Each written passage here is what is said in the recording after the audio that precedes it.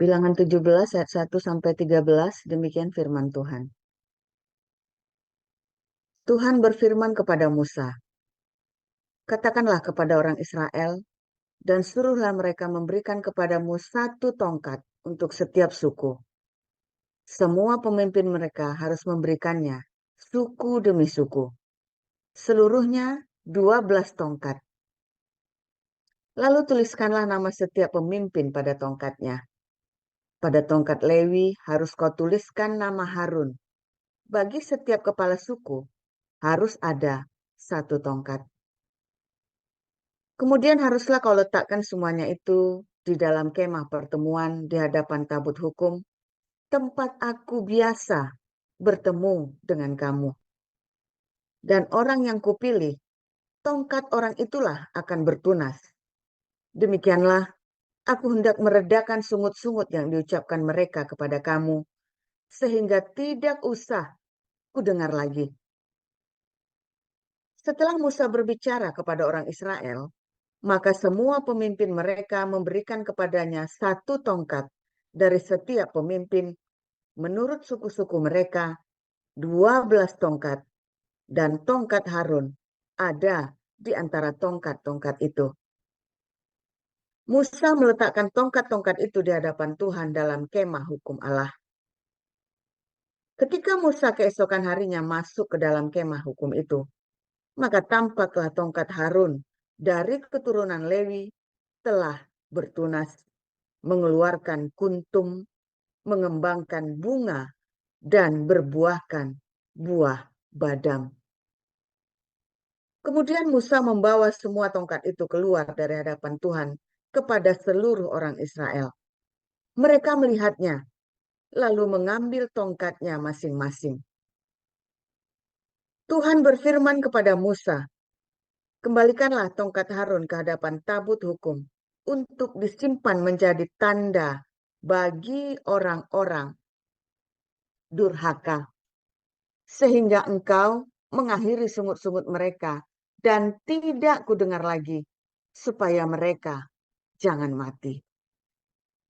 Dan Musa berbuat demikian, seperti yang diperintahkan Tuhan kepadanya.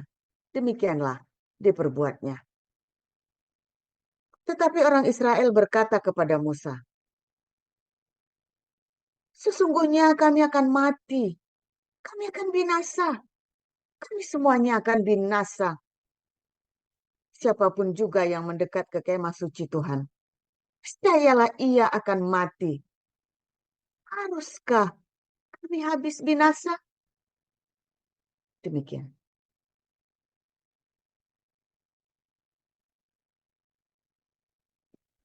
Baik, saya akan membacakan kebenaran firman Tuhan yang berikutnya yang terambil dari Ibrani 5. Beginilah pembacaan kebenaran firman Tuhan. Sebab setiap imam besar yang dipilih dari antara manusia ditetapkan bagi manusia dalam hubungan mereka dengan Allah, supaya ia mempersembahkan persembahan dan korban karena dosa. Ia harus dapat mengerti orang-orang yang jahil dan orang-orang yang sesat, karena ia sendiri penuh dengan kelemahan, yang mengharuskannya untuk mempersembahkan korban karena dosa, bukan saja bagi umat, tetapi juga bagi dirinya sendiri. Dan tidak seorang pun yang mengambil kehormatan itu bagi dirinya sendiri, tetapi dipanggil untuk itu oleh Allah, seperti yang telah terjadi dengan Harun. Demikian pula Kristus tidak memuliakan dirinya sendiri dengan menjadi imam besar, tetapi dimuliakan oleh Dia yang berfirman kepadanya, "Anakku, engkau telah kuperanakkan pada hari ini." Sebagaimana firman-Nya dalam suatu nas lain, engkau adalah imam untuk selama-lamanya, menurut peraturan Melkisedek. Dalam hidupnya sebagai manusia, ia telah mempersembahkan doa dan permohonan dengan ratap tangis dan keluhan kepada Dia yang sanggup menyelamatkannya dari maut, dan karena kesalehannya ia telah didengarkan. Dan sekalipun ia adalah anak, Ia telah belajar menjadi taat dari apa yang telah dideritanya. Dan sesudah ia mencapai kesempurnaannya, ia menjadi pokok keselamatan yang abadi bagi semua orang yang taat kepadanya. Dan ia dipanggil menjadi imam besar oleh Allah menurut peraturan Melkisedek. Tentang hal itu banyak yang harus kami katakan, tetapi yang sukar untuk dijelaskan, karena kamu telah lamban dalam hal mendengarkan. Sebab sekalipun kamu ditinjau dari sudut waktu, sudah seharusnya menjadi pengajar, kamu masih perlu lagi diajarkan asas-asas pokok dari penyataan Allah, dan kamu masih memerlukan susu, bukan makanan keras. Sebab barang siapa masih memerlukan susu, ia tidak memahami ajaran tentang kebenaran, sebab ia adalah anak kecil. Tapi makanan keras adalah untuk orang-orang dewasa yang karena mempunyai panca indera yang terlatih untuk membedakan yang baik daripada yang jahat. Demikian. Terima kasih untuk Pak Rektor, Ibu Neryana, dan Ibu Salma. Selanjutnya kita akan mendengarkan firman Tuhan dengan judul Tongkat Harun. Silakan Pastor Paul.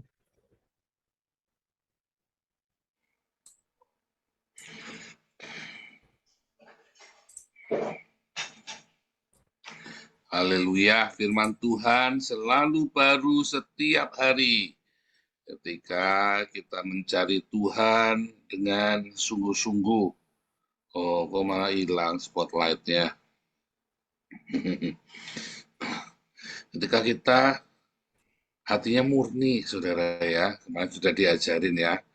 Di dalam konflik, yang hatinya nggak murni, dia akan quit. Tapi orang-orang yang hatinya murni, dia nunggu. Kenapa dia punya kesanggupan buat nunggu? Karena dia rendah hati. Dia hanya menunggu Tuhan Yesus. Tuhan, apa yang kau mau? Selalu tanya begitu.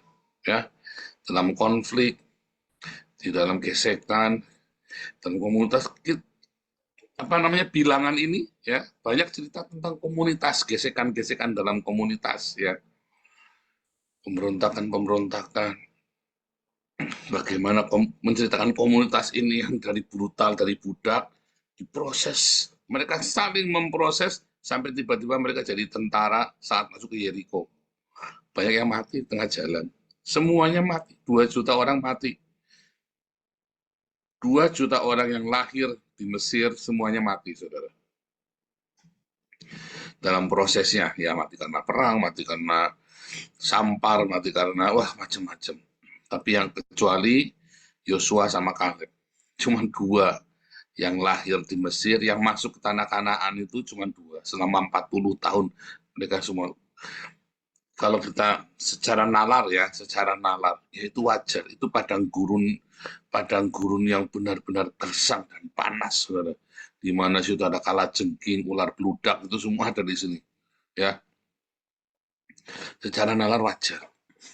Tetapi Yosua dan Kaleb, ya dia bisa masuk ke tanah Kanaan dengan kasih karunia. Karena apa, saudara? Karena sekalipun mereka benar, ya, sekalipun mereka benar, dia kasih tahu sama Musa kan, kasih tahu sama orang Israel, enggak, ini gini, Tuhan akan sertai kita, kita sanggup, lihat kita sudah mengalami banyak sekali mujizat-mujizat, malah mau dilempari pakai batu, tapi mereka tetap rendah hati. Quit, aku tak nyerah aja, aku tak ngikuti orang Israel, aku tak keluar aja dari Israel, kurang ngajar gitu orang Israel. Ya, dia nggak quit. Ya, sekalipun mereka benar dan mereka dipojokkan loh, saudara. Anda bayangin kalau saya itu sudah mungkin ada tolol semua, nih, kumpul semua, ini bangsa goblok. Kalau saya udah begitu ya, saudara ya. Saya bayangin ini, itu tekanannya luar biasa. Tuh. Anda coba bayangin posisikan kamu jadi Yosua dan Kaleb. Ya, kamu lihat sendiri. Kamu mengalami, orang-orang Israel kan mengalami, bukan cuma kamu melihat subjektif, tapi kamu dengan orang-orang Yahudi ini, dengan orang-orang Israel ini sama-sama melihat laut terbelah, tiang awan, tiang api masih ada di situ, tiang awan, tiang apinya. Coba bayangin. Masa cuman sama orang aja takut? Ya, kenapa? Mereka bisa punya perpikiran yang berbeda. Karena mereka nggak punya iman. Mereka nggak punya cinta di hati mereka. Mereka cuman oh dulu di Mesir enak, dulu di Mesir enak, apa itu kamu jadi budak, enak gundul peang. Tetapi memang hari ini seenak apapun kamu hari ini, saudara, ketika ada topan badai, ketika ada tantangan, kamu akan pengennya apa mundur. Nanti kalau di kelas apostolik diajarinnya, Twitter. Ya, baru gitu. Aku tak mundur aja lah. Balik ke sana ke Comberan, iya tinggal di Comberan enak. Coba Anda ya tanya sama orang tuamu ya, yang Anda yang selama ini tinggal di bantaran kali, lalu dikasih rumah susun sama Ahok. Pada nggak mau, saudara, maunya tetap tinggal di bantaran kali, goblok kan? Enggak, saudara. Kenapa orang di bantaran kali itu nggak mau pindah ke rumah susun, coba? Padahal kebanjiran, waduh, mumet, saudara, sih nyamuk. Di rumah susun kan enak, airnya bersih, ya kan? Di bantaran kali yo bau, aduh sinyal tikus gede-gede, belum lagi ular, belum lagi kalau banjir, belum lagi bocor. Anda tinggal di rumah susun kan enak, nggak mau sudah tinggal di rumah susun, milih balik ke bantaran kali, ya kan? Wah dulu di bantaran kali enak, bisa begini, bisa begitu. Kamu tinggal di bantaran kali mana enaknya sih? Manusia itu ya selalu ya ingin kembali ke masa lalu, saudara. Manusia itu selalu ingin kembali ke masa lalu bukan karena sebenarnya masa lalu itu enak, enggak enak, saudara. Tapi dia terbiasa dengan itu, dan ketika dia dikasih enak, ya lalu ada sedikit masalah, dia mau balik. Bahkan mendingan tinggal di comberan, saudara. Mendingan jadi gembel. Berapa banyak Anda yang bekas orang miskin, lalu Anda sukses, ya kan? Lalu dalam keberhasilan kesuksesanmu tiba-tiba kamu menghadapi badai. Biasanya orang-orang ini akan kembali ke masa lalu, saudara. Kalau dia masih punya rumah di masa lalu, dia akan kembali, rumahnya udah rubuh pun dia akan tidur di situ, saudara.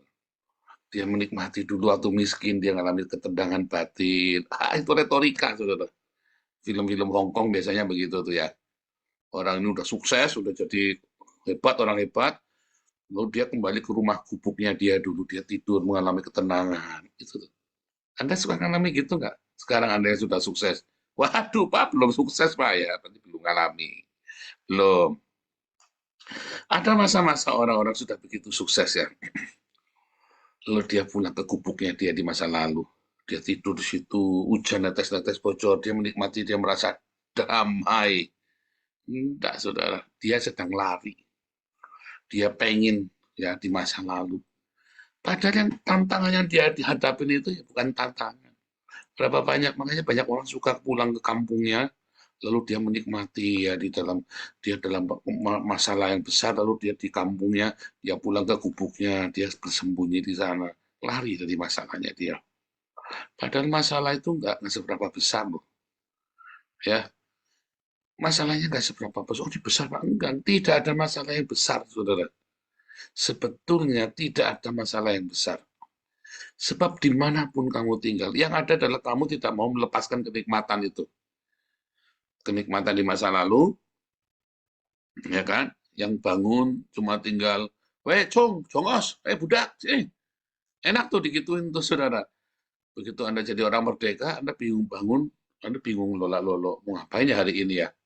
Bingung, saudara. Orang Israel itu biasa pagi-pagi udah dipecutin, sekarang di padang gurun, mereka jadi orang merdeka, mereka bingung mau ngapain. Belum. Sampai akhirnya mereka berlatih perang tiap hari kan, anak-anaknya. Orang tuanya bingung mau ngapain. Lalu dia, wah dulu jam segini, dia bangga. Wah dulu saya bisa bikin batu bata tuh sehari 1 ton. Dia bangga, jadi yang satu, wah dulu saya narik kuda itu. Wah dulu saya dorongin balok. Buat cerita dengan bangganya, nggak tahu malu, saudara. Dulu aku disuruh kan 1 ton bikin batu bata sendirian, harus kan begitu. Tapi ini kan nggak, dia cerita, wah dulu saya bikin batu bata 1 ton sehari, bangga, saudara.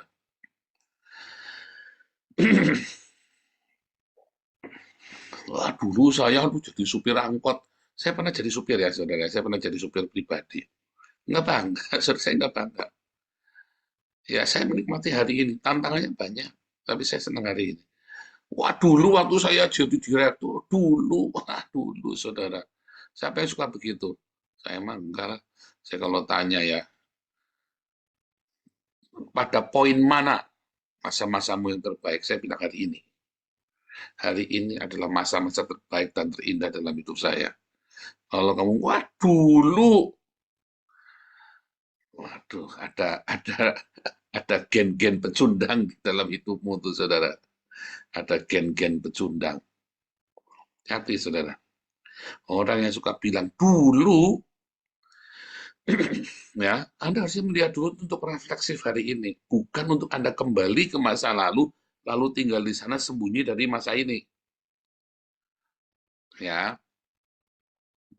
Nah, kemudian orang-orang ini kumpul lalu akan jadi biang kerok, saudara, di masa hari ini. Karena masing-masing kembali ke masa lalunya, bukan menghadapi hari ini. Hari ini kita punya masalah, yuk cari solusinya. Oh, kalau dulu saya begini-begini, dulu, hari ini. Jangan cerita dulu, ya. Aduh, saya kadang-kadang kalau udah ngadepin orang yang begini, susah diajak ngomong. Wah, dulu saya ketemu ya banyak orang-orang teman saya apa segala macam. Sekarang kan saya udah usia 50 tahun ya. Jadi kan banyak teman-teman yang punya masa lalu sudah punya background sendiri-sendiri. Wah, dulu kalau dalam begitu saya sudah diam saja. Ini orang sudah dijak ngomong karena dia terperangkap di masa lalu, saudara. Dia bang, wah dulu kalau saya begini, saya begini kan, saya begitu kan. Orang ini udah nggak bisa dijak ngomong lagi.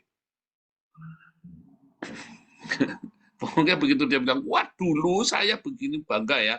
Saya diam. Percuma, orang ini nggak bisa diajak ngomong. Tidak bisa diajak ngomong untuk hari ini realistis. Dia masih hidup di dalam ilusinya dia. Orang-orang Israel ini hidup di dalam ilusinya dia. Dulu saya begini, begitu, saudara. Ya, dan mereka nggak tahu bahwa sebenarnya itu menderita. Kamu hari ini ada hari ini, yang dulu punya uang 1 miliar, sekarang kamu nggak punya uang. Ya, tapi kalau kamu bersama dengan Tuhan Yesus, hari ini adalah the best point in your life. Today is the best time in your life. Titik terbaik, waktu terbaik dalam hidupmu. Wah, dulu, kamu hati-hati, saudara. Biasanya orang-orang yang berkata, dulu saya begini hebatnya, minta Anda bangga. Hari ini, biasanya orang ini biang kerok. Saudara. Nggak bisa dijak ngomong yang sehat. Dia terperangkap. Dia dipenjara masa lalunya. Seperti orang Israel. Sampai untuk ya memimpin saja. Sampai itu udah gini aja deh. Tongkatnya dikumpulin. Ada 12 kepala suku. Ya. Tongkat Harun yang berbunga. Nih, kasih tanda. Kasih tanda nih loh, tongkatnya berbunga. Tongkat itu kan sudah mati, saudara ya. Tapi tongkatnya Harun itu bisa berbunga. Itu kan dari kayu pohon bungaran. Bisa berbunga tongkatnya Harun. Ya entah mengapa, ya mungkin karena, ya kalau kita ceritanya bukan mujizat, ya mungkin karena ya ada sesuatu yang luar biasa. Ya kan? Tetapi dari 12 suku diberi tanda yang supranatural, superstitious. Tapi diberi tanda yang tidak lazim saat itu. Karena tiap hari memberontak, ngeluh terus ya. Ada yang bilang katanya si Paul ini cari nama buat diri sendiri, ada yang bilang katanya si Paul munafik, ada yang bilang, saudara, Ibu Mantu itu di lobi ya sama Amin Wijaya, sama salah satu pendeta itu ya, beberapa untuk ikut sana ikut sini. Ibu Mantu bilang, enggak lah, aku sama Pak Paul saja, Nabi 26, keuangannya jelas. Itu di lobi, saudara. Damaris itu pernah mau diambil dari kita loh, saudara. Ya, serius, itu, oh ini kisah nyata ya, saya nggak bohong ya. Kalau dia, ya nggak apa-apa. Waktu saya ditanya, kalau dia bilang, ya nggak apa-apa. Ya waktu itu ada beberapa pengurus di daerah Jakarta itu ya. Terus bilang, ya nggak apa-apa. Kalau orangnya mau, nggak apa-apa, sono. Jadi kalau orangnya mau, nggak apa-apa, diambil aja. Kalau orangnya mau. Ya kan begitu kan. Lah, tidak ada ikatan kok. Tidak ada ikatan apa-apa kok. Anda bergabung di sini tuh nggak ada ikatan. Jadi Anda keluar masuk juga nggak ada ikatan. Cuman tadi saya memang sedikit kesel ya. Aduh, gara-gara kamu mutung, maka rakyat itu, maka jemaat itu terbengkalai. Kamu sudah tidak nyusahin saya nggak rusak apa-apa, kamu tidak kasih uang ke saya makan di sini, saudara. Ini saya lagi makan tahu aci nih. Oh, ya kan, malam-malam begini sih masih nggak ada aci nih kan. Nggak usah dikasih uang, saya tetap makan. Ya, Tuhan itu baik sekali sama saya di sini. Sehingga saya tidak perlu hati saya terikat dengan uang. Saya nganggur saja, saya nggak punya penghasilan aja, pemerintah kasih uang saya kalau tinggal di Eropa. Itu tinggal saya jaga hati saya, mau serakah, mau rakus apa enggak. Cuman itu, saudara. Jadi, yang rugi itu kalau Anda, misalnya ya, Anda boikot saya, bukan saya. Ya, penghasilan saya dari semua yang itu, kalau saya give up ke pemerintah, tetap sama penghasilan saya. Saya kerja hasilnya segitu, saya tergantung pemerintah hasilnya segitu. Saya memilih bekerja. Saya memilih bekerja. Ya, saya punya pajak. Tahun ini saya bayar pajak 2.000 euro, saudara. Saya kalau hidup dari pemerintah, saya nggak perlu bayar pajak, tapi penghasilan saya segitu, tetap sama. Tapi saya memilih bekerja karena saya masih muda dan saya tahu kalau saya bekerja saya akan pintar. Kalau saya bekerja saya akan awet muda, maksudnya akan seger ya. Kalau saya tidak bekerja lama-lama ya saya akan tumpul. Sehingga saya memilih bekerja. Jadi saya juga tidak berambisi, karena sudah lewat ya, saya sudah masa-masa ambisi ya. Kalau Anda masih punya ambisi, maksimum umur 40, saudara. Anda harus sudah berhenti dengan ambisimu dan mulai settle. Umur 50 tahun kamu sudah jangan jatuh bangun. Umur 40 kamu masih jatuh bangun nggak apa-apa. Umur 50 kamu sudah jatuh, kamu berat, saudara. Jadi berusaha settle. Terus kamu mantepin sama umur sampai usia selanjutnya. Separuh usia hidupmu. Umur 50 ya, karena kalau di Eropa ini sampai umur 90 tahun masih sehat ya. Tapi umur kamu settle, udah jangan yang aneh-aneh. Ya, udah. Nah, baik lagi ya. Isu itu begitu banyak dalam komunitas kita. Inilah, itulah, tuduhan-tuduhan itu. Apakah saya marah? Ya enggak. Karena kan nggak bisa membuktikan. Tidak ada yang bisa membuktikan saya ini, saya itu. Marah nggak? Ya enggak. Cuma dalam hati saya kasihan amat ini ya, orang-orang ini ya. Kita mau nolong orang. Ya, sampai ada satu pengurus ya, saya tegur ya. Pak, saya ini bekas penjahat, pengen bikin baik. Jangan dipersulit. Sampai saya ngomong begitu. Lawang cuma tanda tangan saja, enggak mau. Ini orang ini ya. Ini ada satu bekas pengurus kita, saya marahin, saudara ya.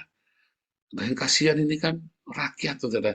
Kita ngumpulin uang, kita kan mau bagi-bagi makanan. Lawang jajatnya minta tanda tangan aja kamu enggak mau kasih.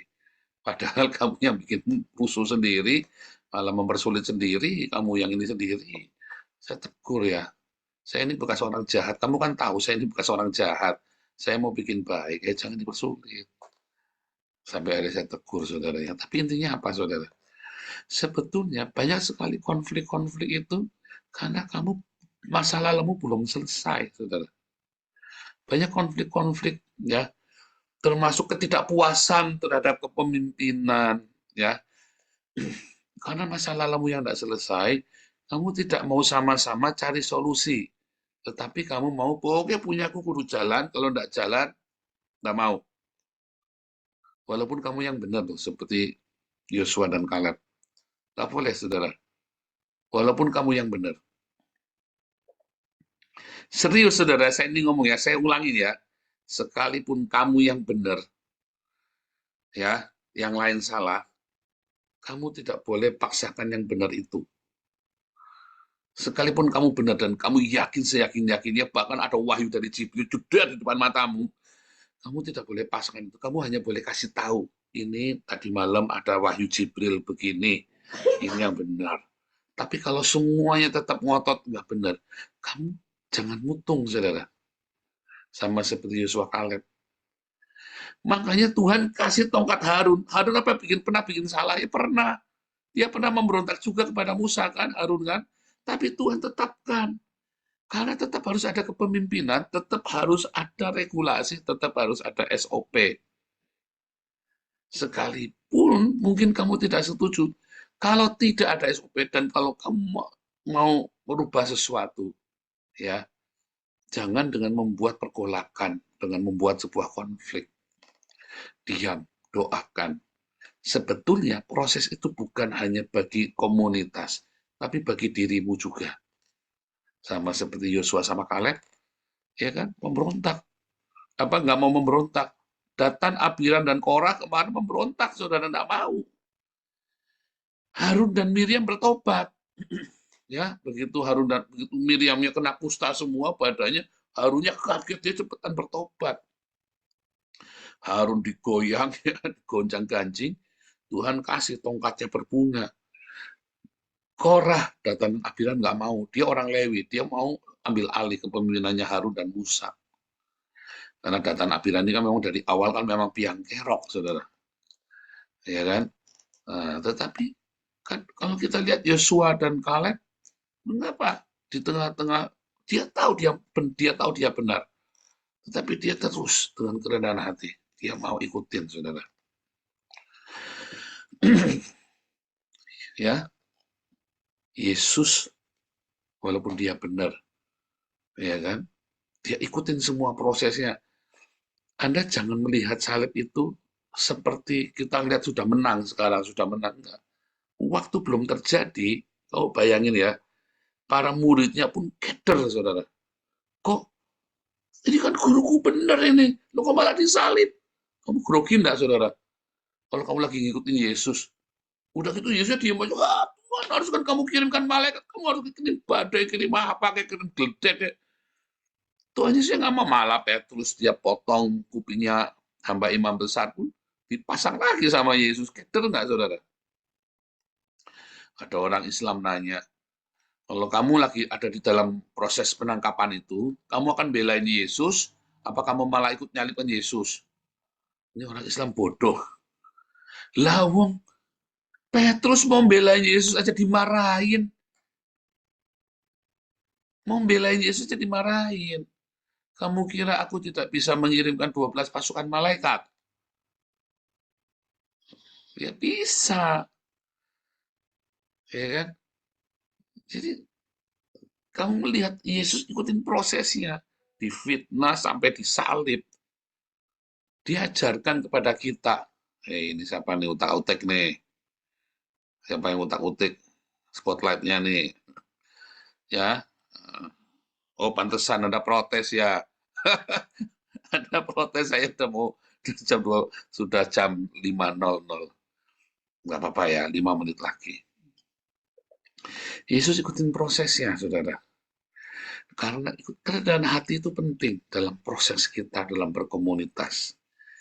Ya, Yesus ikutin prosesnya sampai mati.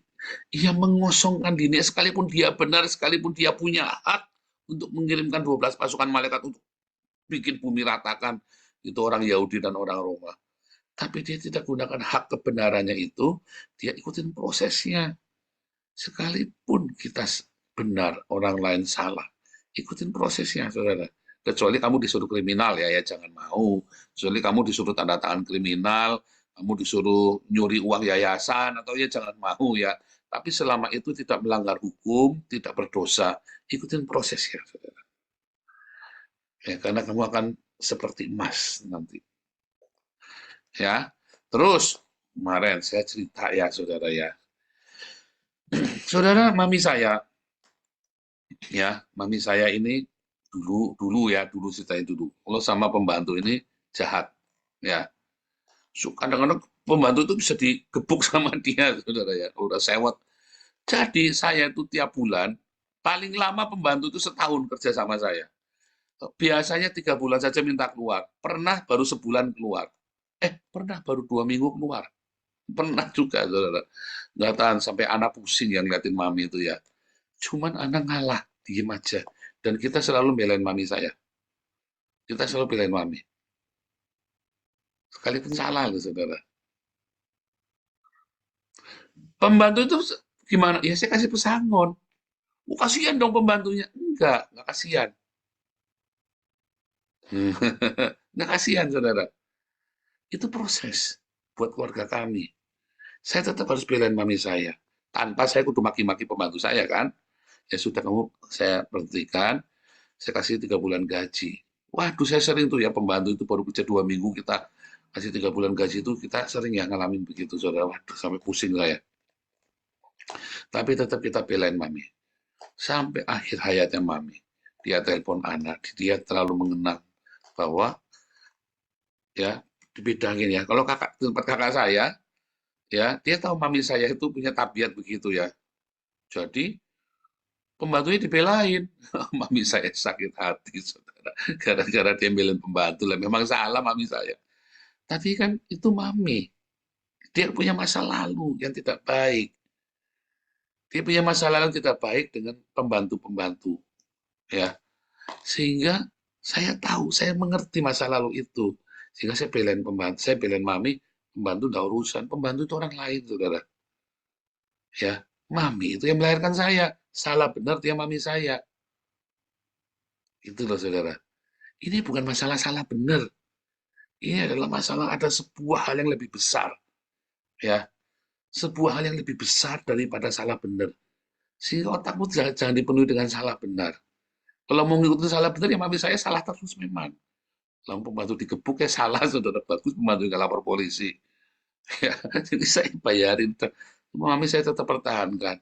Akhirnya dia ngeluh sendiri, oh, pembantu goblok semua lah, beginilah begitu. Terus kita bilang, lah mami yang usir kok. Bilang begitu ya. Iya, enggak, bukan mami yang mecat, kan ini dipecat itu. Kalau nggak dipecat tadi tiap hari digebukin. Saya bilang begitu, nanti lapor polisi. Ya sudah, biar udah nggak usah ribut. Cari lagi, pusing dia pusing. Udah dia malam-malam nyuci ya, nyuci piring. Ada pembantu, padahal udah kita kasih pembantu, saudara ya. Malam-malam nyuci piring sambil ngomel-ngomel. Ya, kalah sendiri kan. Nah, gitu, saudara. Tapi kan sayang, jadi kita ada ikatan. Dia tahu bahwa dia berharga di rumah, walaupun dia kan, kami kan rumah tangga. Dia kan pendatang di rumah kami, mami saya ini kan. Tapi kamu diterima di sana. Itu penting, saudara. Ini bukan masalah benar salah loh. Ya, tapi masalah adalah sebuah cinta, ada cinta. Lo pembantu ya kan kita nggak ada ikatan dengan pembantu ini. Kita kasih uang. Itu, saudara ya. Tuhan Yesus memberkati.